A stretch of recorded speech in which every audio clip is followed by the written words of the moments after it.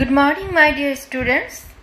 Now I am starting the lesson for honors final year students course Industrial Sociology, code 242017. Hope you are absolutely fine. আমি ঢাকা মহানগর মহিলা কলেজের সমাজ বিজ্ঞান বিভাগের সহকারী অধ্যাপক ডক্টর হাসানাত জাহান বলছি। প্রিয় শিক্ষার্থীবৃন্দ, তোমরা কাগজ কলম নিয়ে রেডি হয়ে যাও। যেহেতু তোমরা অনেকেই এখনো বই কিনতে পারোনি, তাই আমি যে লেসনটা দিচ্ছি, যা যা তোমাদের পাওয়ার পয়েন্টে দিচ্ছি সেগুলো লিখে নেবে। আর অবশ্যই আমি চ্যাপ্টারটা শেষ হলে তোমাদের এই চ্যাপ্টারের ছবি তুলে ইনবক্সে দিয়ে দেব। তো শুরু করতে যাচ্ছি। ইন্ডাস্ট্রিয়াল সোশিওলজি একটি নিউ কোর্স। আজ হচ্ছে প্রথম চ্যাপ্টার এবং প্রথম লেকচার এই কোর্সটির।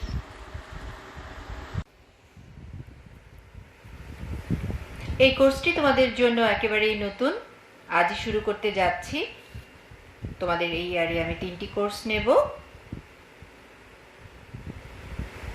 আজ হচ্ছে ইন্ডাস্ট্রিয়াল সোশিওলজির চ্যাপ্টার 1 এবং লেকচার 1। ইন্ডাস্ট্রিয়াল সোশিওলজি কি? প্রথমেই আমরা পড়ব হোয়াট ইজ ইন্ডাস্ট্রিয়াল সোশিওলজি।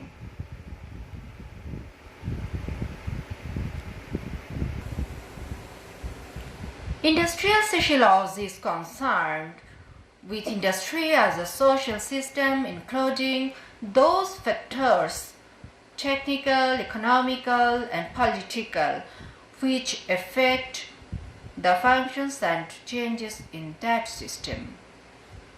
আবারও বলছি, industrial sociology is concerned with industry as a social system, including those factors, technical, economical, and political, which affect the functions and changes in that system. এটা লিখে নাও তোমরা, এটা কাইন্ডলি তোমরা লিখে নাও।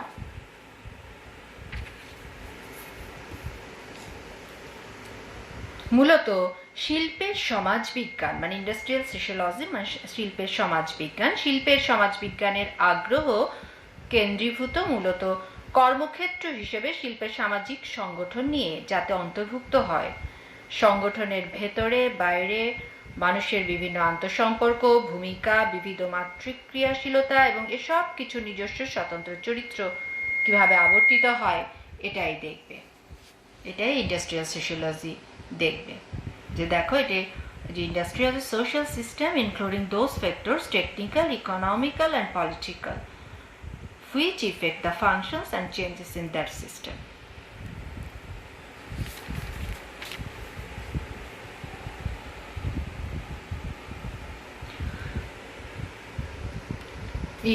UNESCO এই শিল্পের সমাজবিজ্ঞানের সংজ্ঞা দিতে গিয়ে শিল্পকে একটি সমাজ ব্যবস্থা ধরে নিয়েছে এবং এর প্রাযুক্তিক, অর্থনৈতিক, রাজনৈতিক সম্পৃক্ততাগুলো কিভাবে সমাজ কাঠামো ক্রিয়াশীলতা এবং পরিবর্তনকে প্রভাবিত করে তা সমাজবিজ্ঞানের যে অংশে অধ্যয়ন করা হয় তাকেই কিন্তু শিল্পের সমাজবিজ্ঞান বলা হয়। বুঝতে পেরেছ? আমরা অন্যভাবেও বলতে পারি, শিল্প দ্বারা নিয়ন্ত্রিত এবং প্রভাবিত বিভিন্ন প্রতিষ্ঠান, সামাজিক সংগঠন এবং সামাজিক সম্পর্ককে সমাজতাত্ত্বিকভাবে বিশ্লেষণ ও অধ্যয়ন করা হয়। প্রাতিষ্ঠানিক সমাজবিজ্ঞানের যে অংশে শিল্প দ্বারা নিয়ন্ত্রিত এবং প্রভাবিত বিভিন্ন প্রতিষ্ঠান, সামাজিক সংগঠন এবং সামাজিক সম্পর্ককে সমাজতাত্ত্বিকভাবে বিশ্লেষণ ও অধ্যয়ন করা হয়, সেই অংশকে শিল্পের সমাজবিজ্ঞান বলা যায় বা বলা হয়। তোমরা আগে এটাও লিখে নাও সাথে সাথে যে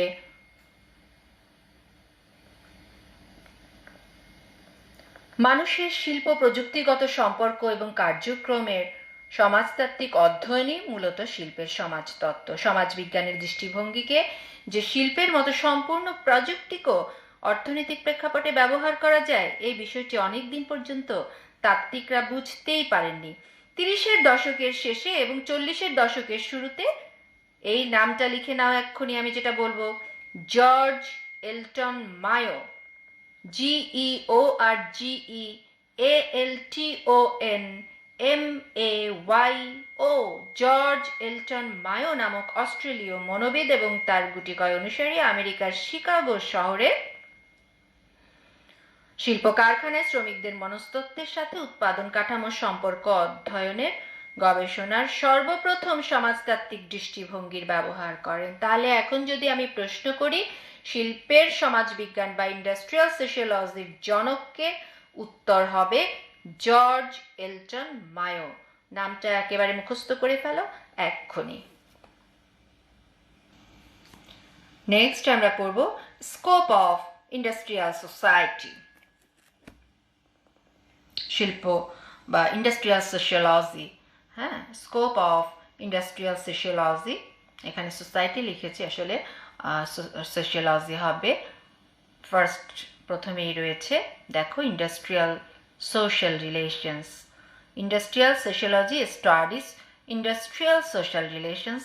ইন্ডাস্ট্রিয়াল সোশিওলজি স্টাডি করে, কি করে? ইন্ডাস্ট্রিয়াল সোশ্যাল রিলেশনস মানে শিল্পের সমাজবিজ্ঞান, শিল্প সম্পর্কিত মানব সম্পর্ক অধ্যয়ন করে। একটি শিল্প কারখানায় বিভিন্ন ধরনের সম্পর্ক থাকে, তোমরা জানো। প্রতিটি সম্পর্কের সুবিন্যস্ত সমন্বয় না ঘটলে সংগঠন হিসেবে শিল্প টিকতে পারে না। শিল্পের সমাজবিজ্ঞানে প্রতিটি সম্পর্কের জন্য আলাদা আলাদা বিশ্লেষণ ও অধ্যয়নের পরিসর নির্দিষ্ট রয়েছে। GH মিলারের মতে এই প্রতিটি সম্পর্কায়ন অধ্যয়ন করবার জন্য এখানে আলাদা আলাদা উপবিভাগ রয়ে গেছে এবং উন্নত দেশের প্রেক্ষাপটেই আলাদা আলাদা উপবিভাগের উপর বিশেষজ্ঞ সমাজতাত্ত্বিকদেরকে শিল্প প্রতিষ্ঠানে আলাদা আলাদা অংশে পেশাধারী নিয়োগ দেওয়া হয়। শিল্প সম্পর্কিত সামাজিক সম্পর্ক সাধারণত দুই ধরনের হয়, একটা হচ্ছে এক্সটার্নাল আর একটা হচ্ছে ইন্টারনাল। এই সম্পর্কগুলো নিয়েও কি করে? ইন্ডাস্ট্রিয়াল সোশিওলজি স্টাডি করে। দেন হচ্ছে ইন্ডাস্ট্রিয়াল সাইকোলজি। দেখো industrial sociology studies industrial psychology also. শিল্পের সমাজতত্ত্ব, শিল্পের মনস্তত্ত্ব অধ্যয়ন করে। শিল্পের ক্ষেত্রে কিছু বিশেষ ধরনের মনস্তাত্ত্বিক অধ্যয়ন খুব গুরুত্বপূর্ণ। এই মনস্তত্ত্বকে শিল্প মনস্তত্ত্ব বা ইন্ডাস্ট্রিয়াল সাইকোলজি বলা হয়। এখানে শিল্পের বিভিন্ন শ্রমিক এবং কর্মকর্তা নিয়োগের ক্ষেত্রে নিয়োগদাতার মনস্তত্ত্ব এবং নিয়োগ প্রাপ্তিস্থ ব্যক্তির মনস্তত্ত্ব অধ্যয়নে জোর দেওয়া হয়েছে। ব্যক্তি মনস্তত্ত্বের অধ্যয়ন কখনোই ব্যক্তির সামাজিক প্রেক্ষাপট হতে বিযুক্ত করা সম্ভব নয়। শিল্পে নিযুক্ত ব্যক্তিদের মনস্তত্ত্ব অধ্যয়নের জন্য তাই শিল্পের সমাজতত্ত্ব খুব বেশি সহায়ক ভূমিকায় থাকে। শিল্পের সমাজ বিজ্ঞানে শিল্পে নিযুক্ত ব্যক্তিদের মনস্তত্ত্ব অধ্যয়নের জন্য শিল্পের সমাজ মনস্তত্ত্ব নামে একটি উপবিভাগই রয়েছে, যেখানে শিল্পে নিযুক্ত শ্রমিক, কর্মকর্তা, মালিকদের মনস্তত্ত্বের সামাজিক প্রেক্ষাপট বিশ্লেষণ করে বিভিন্ন ধরনের যে বাস্তব যে ঘটনাসমূহ সেগুলোকে বিশ্লেষণ করে তারপরে সিদ্ধান্ত গ্রহণে নির্দেশনা দেওয়া হয়ে থাকে। অ্যাকচুয়ালি সব জায়গায় একটি মনস্তাত্ত্বিক বিষয়, তোমরা জানো কিনা যে গভর্নমেন্ট সম্প্রতি নানা রকম শিক্ষা প্রতিষ্ঠানেও একজন সাইকিয়াট্রিস্ট নিয়োগ দিতে বলেছেন। কেননা মানুষের সম্পর্ক তখনই উন্নত হবে যখন মনস্তাত্ত্বিক দিক থেকে একজন আরেকজনকে প্রায় সমকক্ষ হবে। হ্যাঁ, যে তুমি যদি তোমার শিক্ষককে না মানো বা তোমার শিক্ষক যদি তোমাকে ডিসলাইক করেন বা তোমার বান্ধবী, তোমার ক্লাসমেটের সাথে তোমার যদি মনস্তাত্ত্বিক সম্পর্ক মানে সুসম্পর্ক বজায় না থাকে, তাহলে শিক্ষা গ্রহণ যেমন কঠিন হয়ে যাবে, ঠিক তেমনি শিল্প কারখানাতেও যারা রয়েছেন শ্রমিক, মালিক, দেন আদার্স অ্যাডভাইজার যারা আছেন, তাদের মধ্যে একটি মানসিক সম্প্রীতি না থাকলেও এই শিল্পায়নের অগ্রগতি হওয়া খুব কঠিন হয়ে দাঁড়াবে। Then social welfare.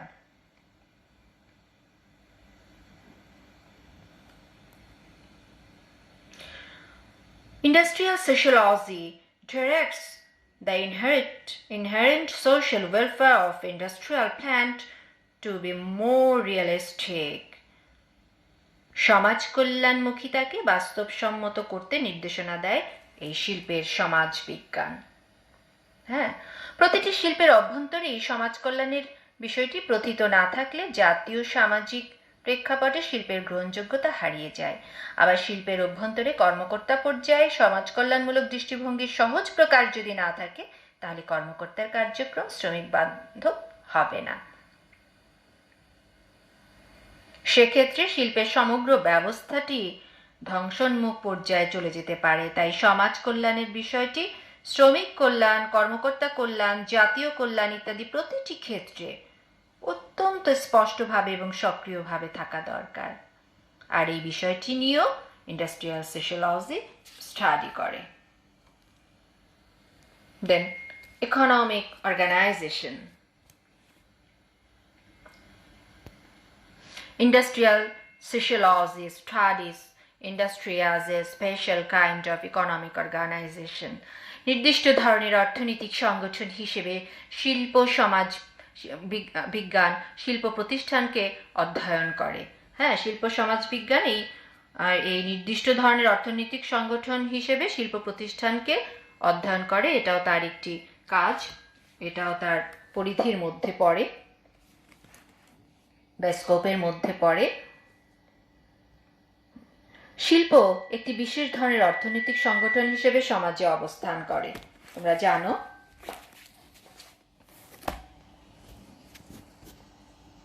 যে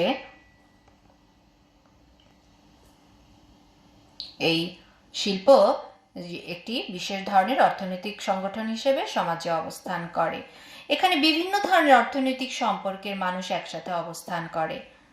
বিভিন্ন আর্থসামাজিক প্রেক্ষাপট হতে আগত মানুষেরা প্রতিষ্ঠানে বিভিন্ন পদে অধিষ্ঠিত থাকেন এবং এই পদাধিকারের ভিত্তিতে এদের মধ্যে বিভিন্ন মুখী সামাজিক সম্পর্ক এখানে তৈরি হয়। আবার এই সব কিছুর সমন্বয়ে শিল্প প্রতিষ্ঠান দেশের আর্থসামাজিক প্রেক্ষাপটে একটি একক সংগঠন হিসেবে বিরাজ করে।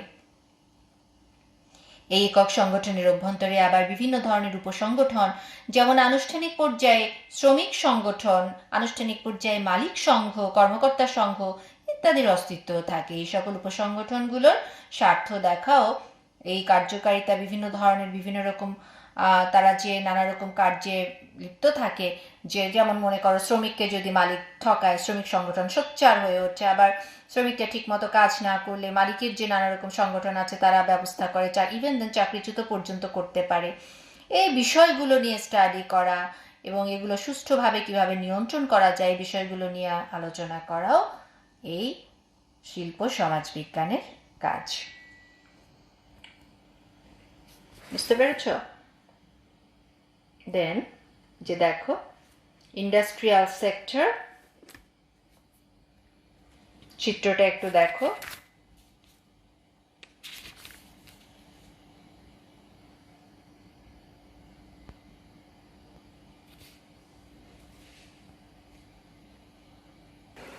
চিত্রটা একটু ভালো করে দেখো, এটি খুবই গুরুত্বপূর্ণ যে ইন্ডাস্ট্রিয়াল সেক্টরকে তিন ভাগে ভাগ করা যায়: primary industrial sector, secondary industrial sector and tertiary industrial sector. Primary industrial sector, বাংলায় যাকে প্রাথমিক শিল্পের খাত বলা যায়, সেটি কি একটু আমরা দেখি। দেখো, প্রাইমারি লিখে নাও চারটা, এভাবে কেউ নিতে পারো। প্রাইমারি সেক্টর ইন্ডাস্ট্রি, যেসব শিল্পে প্রাকৃতিক সম্পদকে সরাসরি ব্যবহার করা হয় তাকে প্রাইমারি খাতের শিল্প বলা হয়। একদম সহজ, লিখে নাও, যেসব শিল্পে প্রাথমিক সম্পদকে সরাসরি ব্যবহার করা হয়। এই ধরনের শিল্পের মধ্যে রয়েছে কৃষি শিল্প, বনায়ন শিল্প, মৎস্য শিল্প, খনি শিল্প ইত্যাদি। সেকেন্ডারি ইন্ডাস্ট্রিয়াল সেক্টর, মধ্যম শিল্প খাত, যে শিল্পে প্রাথমিক শিল্প হতে প্রাপ্ত উৎপাদিত পণ্য, আবারও বলছি, যে শিল্পে প্রাথমিক শিল্প হতে প্রাপ্ত উৎপাদিত পণ্য অথবা শোধিত প্রাকৃতিক সম্পদকে কাঁচামাল হিসেবে ব্যবহার করা হয় এবং সরাসরি ব্যবহার্য পণ্য উৎপাদন করা হয়, তাকে সেকেন্ডারি ইন্ডাস্ট্রিয়াল সেক্টর বলা হয়। বুঝতে পেরেছ? যেমন উৎপাদন খাত, সেবা খাত ইত্যাদিকে আমরা সেকেন্ডারি ইন্ডাস্ট্রিয়াল সেক্টর বলতে পারি, হাসপাতাল, ক্লিনিক ইত্যাদি। দেন হচ্ছে দেখো টারশিয়ারি।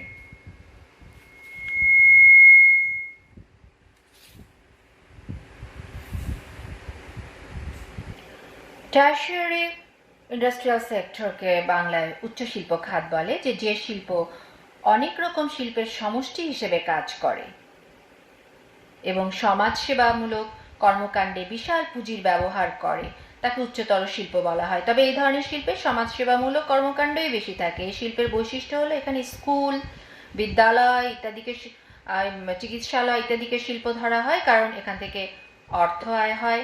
সাধারণত উন্নত রাষ্ট্রগুলোতে এই খাত অত্যন্ত উন্নত থাকে। অনুন্নত উন্নয়নশীল রাষ্ট্রগুলোতে এই খাত স্বল্প বিকশিত এবং অনুন্নত অবস্থায় থাকে। এই শিল্পের জন্য বৃহৎ পুঁজি এবং বৃহদায়তন ভূমির প্রয়োজন হয়। আসলে বড় বড় শিল্পগুলোকেই বলা যায় যে টারশিয়ারি সেক্টর।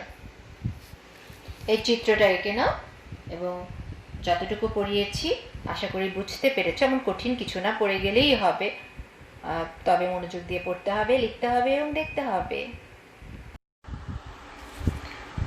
প্রিয় অনার্স ফাইনালের শিক্ষার্থীবৃন্দ, তোমরা অবশ্যই বই 3টি কিনে ফেলবে বা সিনিয়র আপুদের কাছ থেকে, সিনিয়র স্টুডেন্টদের কাছ থেকে কালেক্ট করতে পারো, কিনতেই হবে এমন কোনো কথা নেই। আমি তোমাদেরকে ছবিও তুলে দেব, ছবি তুলে তোমাদের ইনবক্সে দিয়ে দেব, কমেন্ট বক্সে দিয়ে দেব। তবে জরুরি কথাটি হচ্ছে যে তোমরা প্রতিটি ক্লাসের পরে ক্লাসটি মনোযোগ দিয়ে দেখে ক্লাসের নিচে তোমাদের রোল নাম্বার আর পূর্ণ নাম, প্রকৃত নাম সহ রোল নাম্বারটি লিখবে। সেটাই তোমাদের উপস্থিতি হিসেবে কাউন্ট করা হবে। তোমরা জানো যে 20 নম্বর কলেজ থেকে যুক্ত হয় ন্যাশনাল ভার্সিটি। তোমাদের ফাইনাল পরীক্ষায় 15 ইন কোর্স এবং 5 হচ্ছে অ্যাটেন্ডেন্স, উপস্থিতি। সো তোমাদের এই অনলাইন ক্লাসের উপস্থিতি ধরার আর কোনো যেহেতু উপায় নেই, আমরা এই পদ্ধতিটি প্রয়োগ করার জন্য মাননীয় প্রিন্সিপাল স্যার নির্দেশ দিয়েছেন। তোমরা কমেন্ট বক্সে অবশ্যই তোমাদের রোল নাম্বার লিখে যাবে এবং পূর্ণ নাম, কারণ অনেকে ফেসবুকে ভুল নাম দিয়ে থাকে বা অন্য কোনো নাম দিয়ে থাকে। সবাই ভালো থেকো, সুস্থ থেকো, অনেক ভালোবাসা, শুভকামনা নিরন্তর।